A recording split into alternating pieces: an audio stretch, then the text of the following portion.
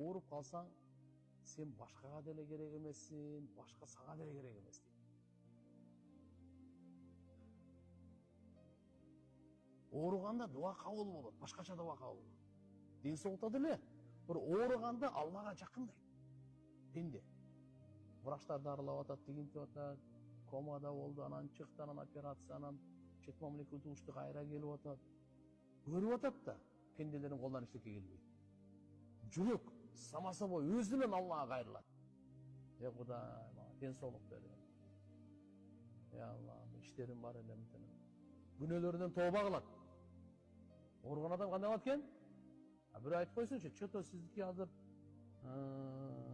сомнение болуп атат, рак барбы жокпу ушундай деп. Бул тооба кылабы кылбай көрөсүн аны.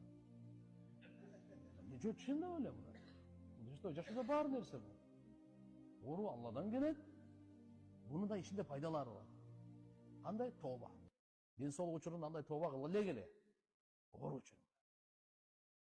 Буга райымдуулуктун эшиктери ачылат буга. Дуалар кабыл болгон эшик ачылат буга.